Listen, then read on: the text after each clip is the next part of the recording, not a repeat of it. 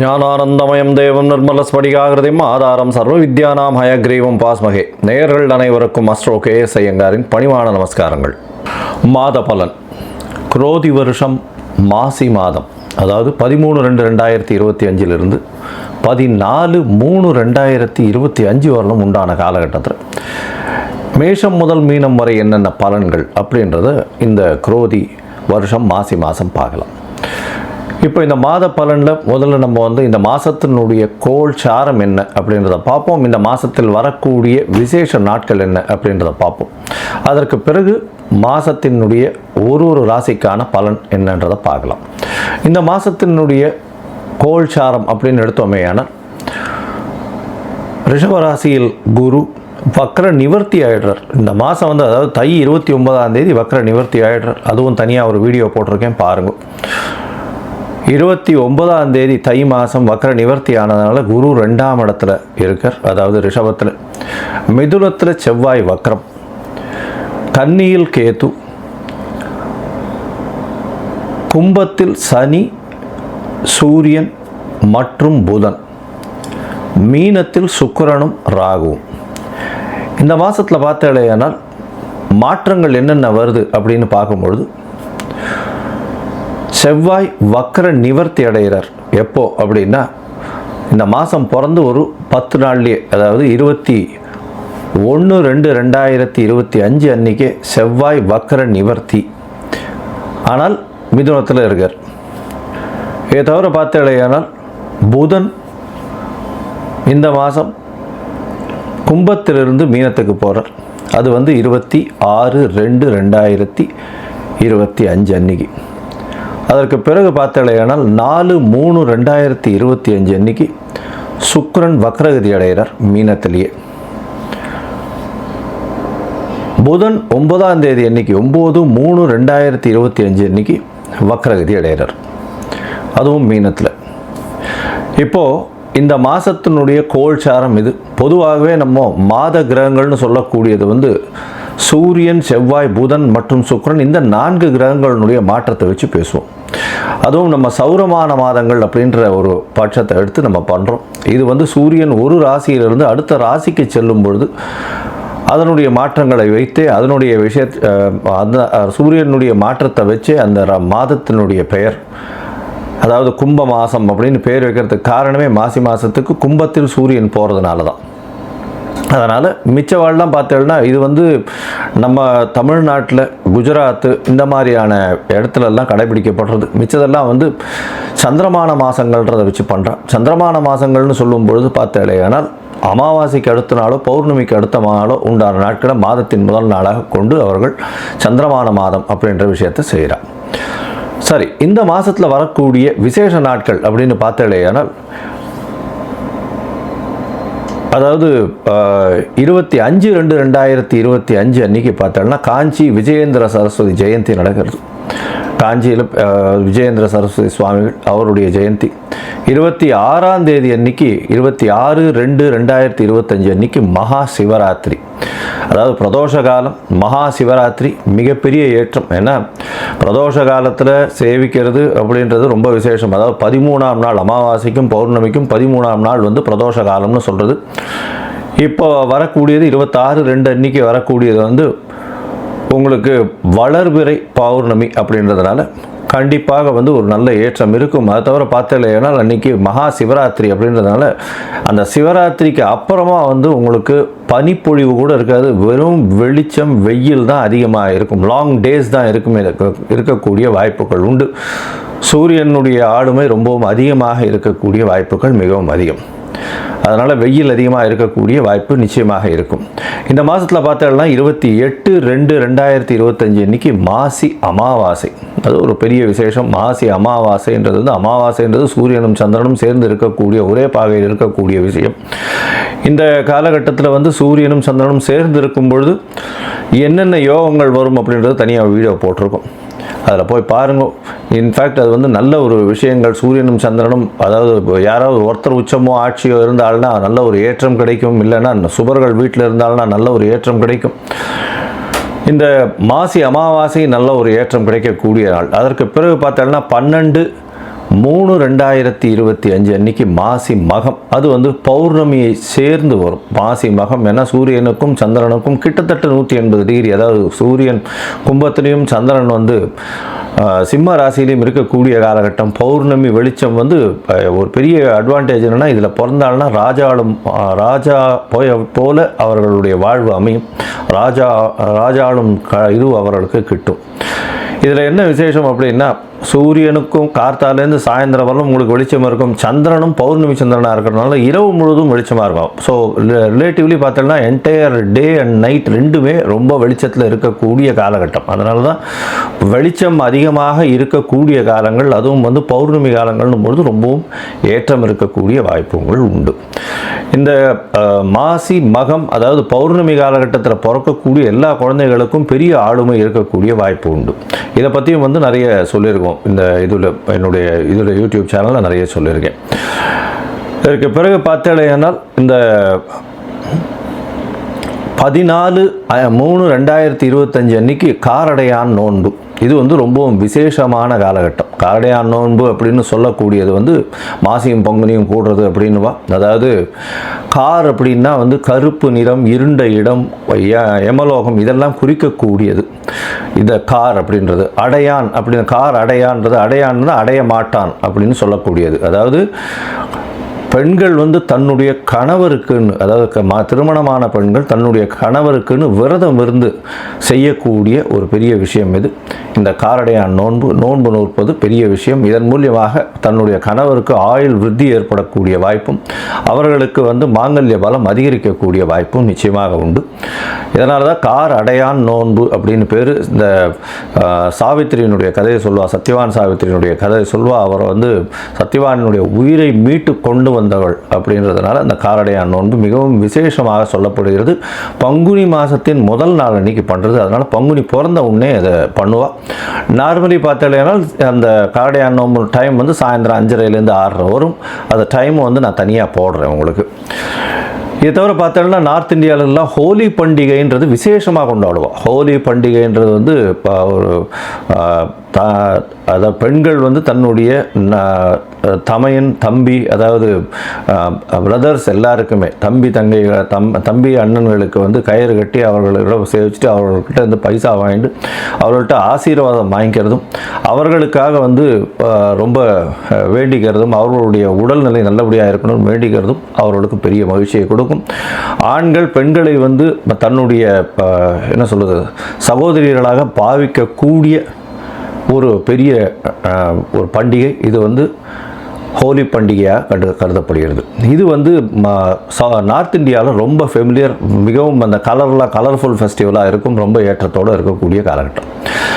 சரி, இந்த மாதம் மேஷம் முதல் மீனம் வரை எப்படி இருக்குது மாசி மாதம் அப்படின்றத பார்ப்போம். அதற்கு முன்னாடி என்னுடைய மொபைல் நம்பர் கீழே ஸ்டாலிங்கில் போயிட்டு இருக்கோம். உங்களுக்கு அஸ்ட்ராலஜிக்கல் கன்சல்ட் தேவைப்பட்டதுன்னா நீங்கள் எனக்கு ஃபோன் பண்ணுங்க. உங்களுடைய date, time, place of birth, உங்களுடைய பெயர், தாய் தந்தையர் பெயர் எனக்கு அனுப்புங்க. முதல்ல உங்களுடைய ஜாதகத்தை போட்டுவிட்டு அதில் வந்து உங்களுடைய நட்சத்திரத்தில் பாத சந்தி இருக்கா, நட்சத்திர சந்தி இருக்கா, அதை தவிர லக்ன சந்தி இருக்கா, லக்ன பாத சந்தி இருக்கா, இதெல்லாம் பார்த்துட்டு, ஏன்னா பொதுவாகவே இந்த சந்தி இருக்கும் பொழுது பார்த்தாலேனால் அவளுக்கு எந்த ராசின்னே தெரியாது. அதனால் மிருகசீரிஷ நட்சத்திரம் நினச்சிட்டுருப்பா, அவள் வந்து ரிஷப ராசி நினச்சிட்டுருப்பா, மிதுன ராசியாக இருக்கும். இந்த காலகட்டத்தை பார்த்துட்டு உங்களுக்கு சொல்கிறேன்.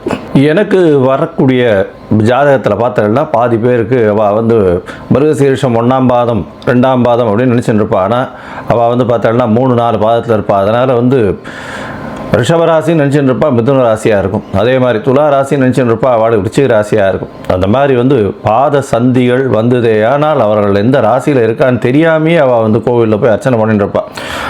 40 வயசு 50 வயசு இந்த மாதிரி இருந்துட்டு இருப்பாள். அதனால் முதல்ல வந்து உங்களுடைய நட்சத்திரம், உங்களுடைய நட்சத்திரத்தினுடைய பாதம், அப்போ வந்து என்ன ஆகும் அப்படின்னா, இப்போ நீங்கள் வந்து இப்போ நல்ல நேரம் நடந்துட்டுருக்குன்னு நினச்சிட்டு இருப்பீங்க. ஆனால் உங்களுடைய ஜாதகத்தில் இருக்கக்கூடிய லக்னத்திற்கு பார்த்தாலேயானால் நல்ல நேரம் நடக்கிறது நினச்சிட்டு இருப்பீங்க. ஆனால் உங்களுடைய தசை நல்லபடியாக வேலை செய்யாது. காரணம் என்னென்னா, பாதங்கள் மாறி போய் உங்களுடைய ராசி, லக்னத்தினுடைய லக்னம் இருக்கக்கூடிய ராசி எல்லாமே மாறி இருக்கும். அதனால் முதல்ல வந்து உங்களுடைய லக்னம் சரியாக இருக்கிறதா, லக்ன பாத சந்தி கரெக்டாக இருக்கா, நட்சத்திரம் சரியாக இருக்கா, நட்சத்திர பாத சந்தி கரெக்டாக இருக்கா அப்படின்றத தெரிஞ்சுட்டு உங்களுக்கு அப்பாயின்மெண்ட் கொடுக்குறேன், என்னுடைய கட்டணம் என்னன்றதை சொல்கிறேன், அதை பாருங்கள், அதை அனுப்புங்க. அதை அனுப்பிச்சதுக்கப்புறம் உங்களுக்கு அப்பாயின்மெண்ட் தரேன், அதுக்கப்புறம் பேசலாம். சரி, இப்போ மேஷம் முதல் மீனம் வரை மாசி மாதம் குரோதி வருஷம் 2025 பலன்கள் ஒன்று ஒன்றாக பார்க்கலாம். மகரம், உத்திராடம், திருவோணம், அவிட்டம் இந்த 3 நட்சத்திரம் 9 பாதங்களை கொண்ட ராசி. ராசியின் அதிபதினு சொல்லக்கூடியவர் சனி. ராசிக்கு 2ஆம் இடத்துல 7 சனி நடக்கிறது. 2ஆம் இடத்துல பாத சனி போயின்னு இருக்கு. பாத சனி இந்த மாசி மாதம் குரோதி வருஷத்தில் உங்களுக்கு பெரிய ஏற்றம் கிடைக்கும். என்ன ஏற்றம் அப்படின்னு பார்த்தேன்னா, உங்களுடைய ராசிக்கு 5ஆம் இடத்துல இருக்கக்கூடிய குரு வக்ர நிவர்த்தி அடைஞ்சுள்ளார் தை 29 தேதிக்கு மேலேயே. இதன் மூலியமாக பார்த்தலையானால் உங்களுக்கு நல்ல ஒரு ஏற்றம் இருக்கும். உடல் நிலையில் நல்ல ஏற்றம் இருக்கக்கூடிய காலகட்டம்.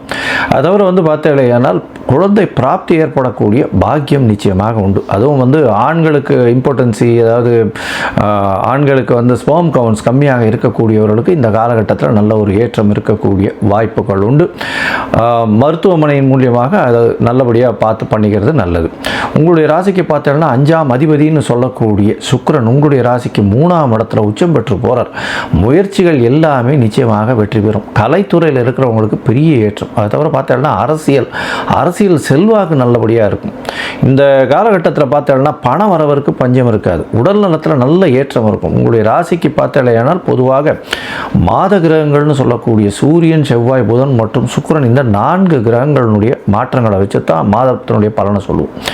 இந்த மாதம் பார்த்தீங்கன்னா ராசிக்கு 3ஆம் இடத்துல இருக்கக்கூடிய சுக்கிரன் உச்சம் பெற்று போகிறதும் அவரே உங்களுடைய ராசிக்கு 5-10 அதிபதினு சொல்லக்கூடியவர். இதனால் பார்த்தீங்கன்னா ஒரு மிகப்பெரிய யோகாதிபதி, திரிகோண கேந்திரத்திற்கு அதிபதி, மிகப்பெரிய யோகாதிபதி. இந்த மகர கும்பராசிகளுக்கு மிகப்பெரிய ஏற்றத்தை கொடுக்கக்கூடியவர் 3ஆம் இடத்துல உச்சம் பெற்று போய் இருக்கிறதுனால முயற்சிகள் எல்லாமே வெற்றி பெறக்கூடிய காலகட்டம். எழுத்து பணியில் இருக்கிறவாளுக்கு நல்ல ஒரு ஏற்றம். அரசாங்கத்தை சார்ந்து இருக்கிறவாளுக்கு சிறு சிறு இன்னல்கள் வந்தாலும் பெரிய ஏற்றம் கிடைக்கும். எழுத்து பணி, கலைத்துறையில் இருக்கிறவாளுக்கு கண்டிப்பாக அவர்களுக்கு ஒரு அவார்டு அந்த மாதிரியான விஷயங்கள் வரக்கூடிய வாய்ப்புகள் நிச்சயமாக உண்டு. உங்களுடைய ராசிக்கு பார்த்தலையானால் புதன், அதாவது ராசியின் 6-9 அதிபதி அப்படின்னு சொல்லக்கூடியவர் 2ஆம் இடத்துலையும், அதே மாதிரி 8ஆம் அதிபதியும் 2ஆம் இடத்துலையும் இருக்கார். இந்த காலகட்டத்தில் சனியோட சம்பந்தமாக இருக்கிறதுனால தந்தையின் உடல்நலத்தில் சற்று பின்னடைவு இருக்கக்கூடிய வாய்ப்பு இருக்கும். பண வரவிற்கு பஞ்சம் இருக்காது. பொருள் வரவு நல்லபடியாக இருக்கும். குடும்பத்தில் சிறு சிறு பிரச்சனைகள் இருந்தாலும் நல்லபடியாக சுமூகமாக முடியக்கூடிய வாய்ப்புகள் உண்டு. குழந்தைகள் மூலியமாக நல்ல ஒரு ஏற்றமான செய்தி வரும். குழந்தைகளுடைய மாற்றங்கள் நல்ல ஒரு ஏற்றத்தை கொடுக்கும்.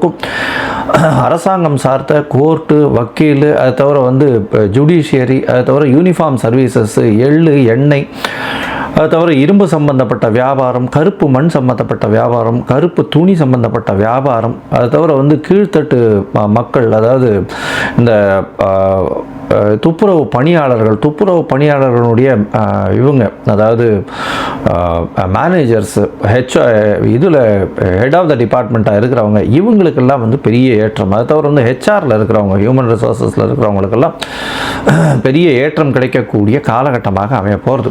இந்த மாதத்தில் பார்த்தாலும் உங்களுடைய ராசிக்கு 2ஆம் இடத்துல புதன் இருக்கிறதுனால பேச்சில் நல்ல வலிமையும் நளினமும் இருக்கக்கூடிய வாய்ப்பு. இந்த காலகட்டத்தில் பேச்சில் நல்ல வலிமை இருக்கிறதுனால இந்த எல்லா விதத்திலையும் வெற்றி பெறக்கூடிய வாய்ப்பு. வேலையில் பெரிய அபரிமிதமான ஏற்றம், வேலையில் மாற்றம் வரக்கூடிய வாய்ப்பு. 6ஆம் இடத்துல இருக்கக்கூடிய செவ்வாய் வக்ரகதியில் இருக்கார். இந்த மாதம் வக்ரகதியில் இருக்கிற செவ்வாய் ஒரு 10 நாளில் வக்ர நிவர்த்தியம் அடைகிறார். அது 21/2/2025 வக்ர நிவர்த்தி ஆகிடுறார். இந்த காலகட்டத்தில் பார்த்தேனால் வக்ர நிவர்த்தி ஆகிறதுனால நல்ல ஒரு ஏற்றம் கிடைக்கக்கூடிய காலகட்டமாக அமைய போகிறது. அது தவிர பார்த்தேனால் வெற்றிகள், முயற்சிகள் எல்லாமே வெற்றி பெறும். போட்டித் தேர்வு எல்லாவற்றிலும் நிச்சயமான வெற்றி. ஏன்னா 6ஆம் இடத்துல செவ்வாய் இருக்கார். 4ஆம் அதிபதி 6ஆம் இடத்துல இருக்கிறதுனால புதிய கடன் அமையக்கூடிய வாய்ப்பு. அது தவிர புதிய வீடு மனை அமையக்கூடிய வாய்ப்பு. தாயின் உடல்நிலையில் சற்று பின்னடைவு இருக்கக்கூடிய வாய்ப்புகள் மிகவும் அதிகமாக இருக்கும். இந்த மாதத்தில் பார்த்தோன்னா உங்களுடைய ராசிக்கு 3ஆம் இடத்துல புதன் போகிறார். நீச்ச பங்கம் அடைகிறார். நீச்ச பங்கம் அடைஞ்சு ராஜயோகம் அடைகிறது பெரிய விசேஷம். இதன் மூலியமாக பார்த்தீங்கன்னா இளைய சகோதரர்கள் மூலியமாக நல்ல ஒரு ஏற்றம் கிடைக்கக்கூடிய காலகட்டமாக அமைய போகிறது. வெளியூர் வெளிமாநிலம் சென்று வரக்கூடிய வாய்ப்பு, எழுத்து பணிகளில் இருக்கிறவங்களுக்கு நல்ல ஒரு ஏற்றம் கிடைக்கக்கூடிய காலகட்டமாக அமைய போகிறது. இந்த மாதத்தில் உங்களுடைய முயற்சிகள் எல்லாமே வெற்றி பெறும். இருந்தாலும் சில நாட்கள் உங்களுடைய முயற்சிகளை தள்ளி வைப்பது நல்லது. இந்த மாதத்தில் சந்திராஷ்டம நாட்கள்னு சொல்லக்கூடிய சந்திரன் உங்களுடைய ராசிக்கு சப்தமாதிபதி, அவர் மறைந்திருக்கக்கூடிய காலகட்டத்தில், அவரே மதிகாரகன், அவர் மறைந்திருக்கக்கூடிய காலகட்டத்தில் சந்திராஷ்டம நாட்கள் தவறான முடிவுகள் எடுக்கக்கூடும். அதனால் கொஞ்சம் பொறுமையாக இருக்கிறது நல்லது. இந்த காலகட்டத்தில் புதிய முயற்சி வேண்டாம், வெளியூர் வெளிமாநில பிரயாணம் வேண்டாம்னு சொல்கிறோம். இந்த மாதம் சந்திராஷ்டம நாட்கள் அப்படின்னு பார்த்தாலேனால் உங்களுக்கு பிப்ரவரி மாதம் 13/2 15/2/2025 வரலும், மார்ச் மாதத்தில் பார்த்தேன்னா 11/3/2025 14/3/2025 வரலும் சந்திராஷ்டம நாட்கள் இருக்குது. இந்த காலகட்டத்தில் புதிய முயற்சி வேண்டாம், யாருக்கும் ஜாமீன் கையெழுத்து போடாதீங்க, தேவையில்லாமல் காசிப்பிங் பண்ணாதீங்க, பொறுமையாக இருக்கிறது ரொம்பவும் நல்லது.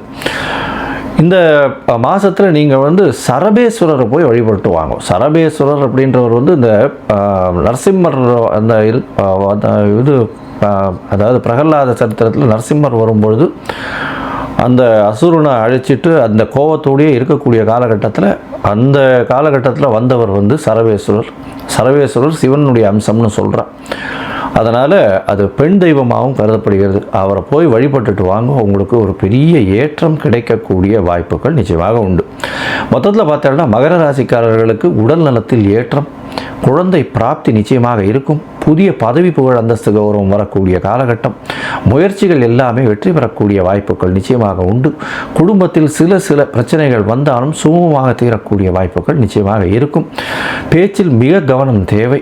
பணவரவிற்கு பஞ்சம் இருக்காது. புதிய வேலை மாற்றங்கள் இருக்கும், வேலையில் ஏற்றங்கள் இருக்கும். போட்டித் தேர்வில் வெற்றி பெறக்கூடிய பாக்கியம் உண்டு. போட்டித் தேர்வின் மூலியமாக வெளிநாடு போய் படிக்கக்கூடிய வாய்ப்புகள் நிச்சயமாக இருக்கும்.